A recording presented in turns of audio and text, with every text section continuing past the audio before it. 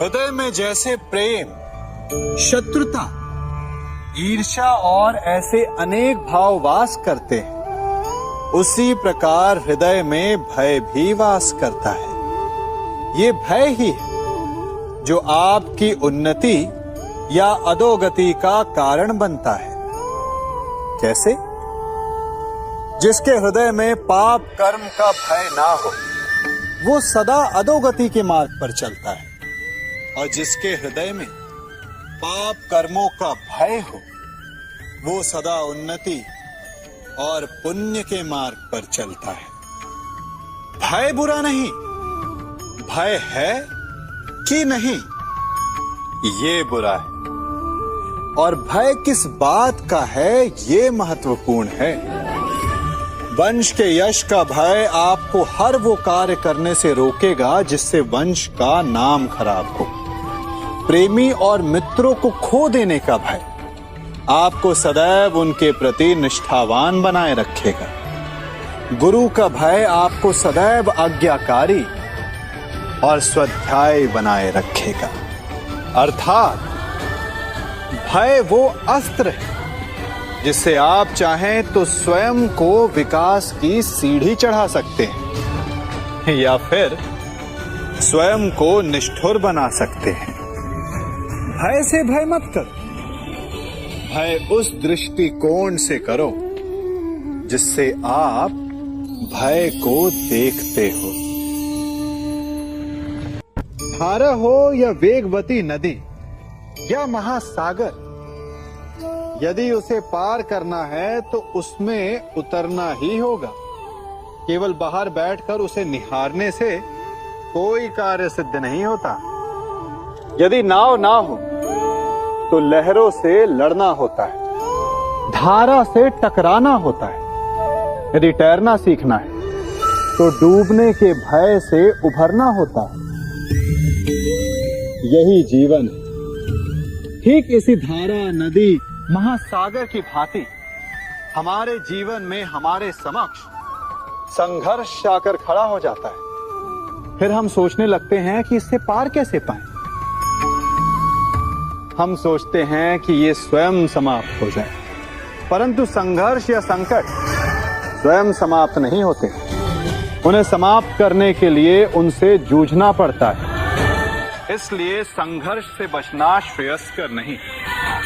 जीवन में आगे बढ़ने के लिए आपको संघर्ष का सामना करना होगा। आपके मौन रहने से संघर्ष हटे या ना हटे, परंतु आपका विकास अवश्य अवरुद्ध हो जाएगा। मनुष्य के जीवन में कई चिंताएं। आज युवा हैं, कल बूढ़े हो जाएंगे, तब क्या होगा? आज सफल हैं, कल असफल हो जाएंगे, हार जाएंगे, तब क्या होगा? आप कहेंगे यही उचित है। यही तो मनुष्य के जीवन की वास्तविक समस्याएं हैं। नहीं, मनुष्य के जीवन की ये वास्तविक समस्याएं नहीं है। ये केवल आभासी समस्याएं हैं, आपके मन की उत्पाद है। मनुष्य की हार तब नहीं होती जब उसे विजय प्राप्त नहीं होती। मनुष्य की हार तब होती है जब वो विजय प्राप्त करने की आशा को ही छोड़ बैठे। मनुष्य बूढ़ा तब नहीं होता जब वो लक्ष्य साधने में असमर्थ हो जाए। मनुष्य बूढ़ा तब होता है जब वो नए लक्ष्य साधना छोड़ दे। जीवन तब समाप्त नहीं होता जब सांसें साथ छूट जाए। जीवन तब समाप्त होता है जब जीवन जीने की आशा साथ छोड़ जाए। मन के हारे हार है, मन के जीते जीत। स्मरण रखिएगा, जीवन एक द्वंद्व नहीं, एक महासंग्राम है जो जीवन भर चलता है। और इस युद्ध में विजय वही प्राप्त करते हैं जो कठिनाइयों से लड़ते हैं, जो गिरने के पश्चात भी उठने का साहस रखते हैं। जब एक पक्षी अपने घोंसले की नींव का पहला तिनका रखता है तो वो तिनका हवा से कई बार उड़ जाता है। यदि वो पक्षी हवा से हार मान, यदि वो पक्षी घोंसले की नींव रखने का साहस छोड़ दे, तो वो अपने जीवन में कभी भी नींव का निर्माण नहीं कर पाएगा। यदि नई नींव का निर्माण करना है, नई सृष्टि का आवाहन करना है, तो बार बार प्रयत्न करने की आवश्यकता पड़ती है। जब सूर्य ढलता है तो प्रकाश का अंत नहीं होता। अगले दिन सूर्य फिर से जगता है और अंधकार पर विजय प्राप्त करता है। जो थकते नहीं, जो गिरने के पश्चात फिर से उठते हैं, जो बार बार प्रयत्न करते हैं, विजय उन्हें ही मिलती है।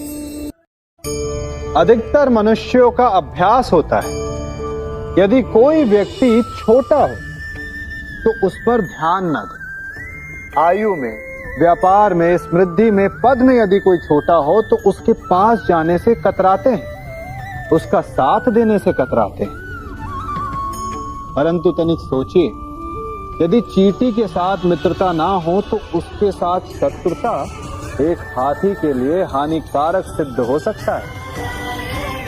पांव में पड़े तिनके को हम पांव से कुचल देते हैं, परंतु यदि उसी तिनके को हवा का सहारा मिल जाए तो आंखों में पड़कर बड़ा कष्टकारी सिद्ध हो सकता है। इसलिए यदि किसी के साथ मित्रता नहीं कर सकते तो उसके साथ शत्रुता भी ना साधे। जीवन में सफल कौन नहीं होना चाहता? पद में, प्रतिष्ठा में आकाश जैसी ऊंचाई किसे नहीं चाहिए? स्थिरता में भूमि जैसी दृढ़ता किसे नहीं चाहिए? सभी को चाहिए। परंतु सफलता का पुष्प अपने साथ अहंकार का कांटा भी लाता है। सफलता आपको आनंद देती है, उपलब्धि आपको गर्व देती है, और फिर यही आनंद धीरे धीरे अहंकार में परिवर्तित हो जाता है, फिर अतिक्रमण में और अंततः अन्याय में। और यहीं से सफलता का नाश प्रारंभ हो जाता है। यदि आप चाहते हैं कि आपकी सफलता लोगों की दृष्टि में सम्मान बनकर रहे, लोगों के मन में शूल बनकर नहीं, तो ये आप वृक्ष से सीखिए। फलों से लदने के पश्चात वो झुक जाता है। उसी प्रकार सफलता मिलने पर विनम्रता अधिक आवश्यक है, और जीवन में अधिक सफलता पाने के लिए या पाने पर और अधिक विनम्र हो जाना चाहिए। आप सबने बरगद के वृक्ष को तो देखा ही होगा। क्या आपको ज्ञात है, बरगद के वृक्ष के बीज का आकार राई से भी छोटा होता है, परंतु बरगद का वृक्ष संसार के महाकाय वृक्षों में जाना जाता है। जब उसका जन्म होता है तब उसमें वो जटाएं, वो शाखाएं नहीं होती, परंतु जैसे जैसे उसका विस्तार होता है, जैसे जैसे वो अधिक शाखाओं का भार उठाता है, अधिक पत्तियों का सृजन करता है, वैसे वैसे उसकी शाखाएं जटाएं बनकर जड़ तक पहुंचती है और इस वृक्ष को सहारा देती है। ये जीवन का बहुत महत्वपूर्ण पथ है। बिना लोभ लालच शुभ कार्य करें, अन्य लोगों की सहायता करें।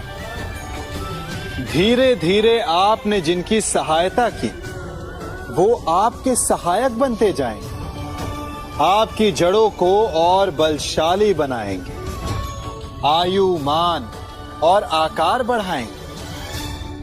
सहजीवन, सहायता और निष्काम कर्म आपको मृत्यु के पश्चात भी मरने नहीं देगा, आपको अमर रखेगा।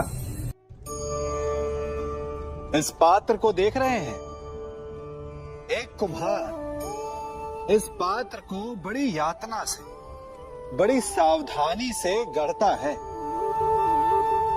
वो इसे अग्नि में तपाता है और इस योग्य बनाता है कि भीषण ताप में ये प्यासों की प्यास बुझा सके। और इस घट का आरंभ जल से होता है। यदि जल ना हो तो इसकी माटी को न गूंथा जा सकता है और ना ही इसे चाक पर आकार दिया जा सकता है। जल इसका लक्ष्य है, क्योंकि इसे अपने भीतर जल को संचित करके रखना है। परंतु आरंभ और लक्ष्य के मध्य इसे एक कठिन तपस्या से होकर जाना होता है। इसे ताप सहना होता है, रात भर अलाव में पकता है। और यही समस्या मनुष्य के साथ भी होती है। यदि उसे अपने जीवन में लक्ष्य पाना है तो उसे दुखों का, कठिनाइयों का और बाधाओं का ताप सहना होगा। क्योंकि बिना जला हुआ घट, बिना तपा हुआ घड़ा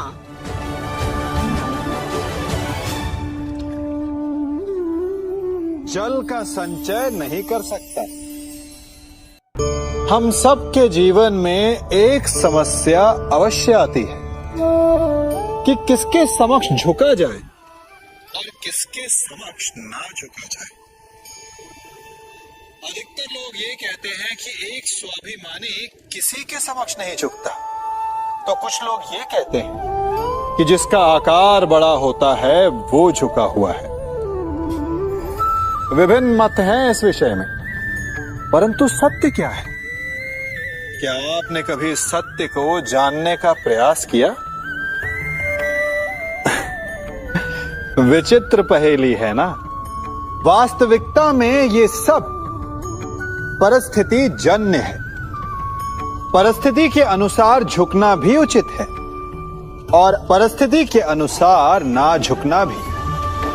यदि आपको ऐसा लगे कि ये बात अनुचित है, आपके मन, आपकी आत्मा से ये स्वर उठे कि ये अनुचित है, तो ना झुकिए। ऐसा करना आपकी आत्मा को उठा देगा।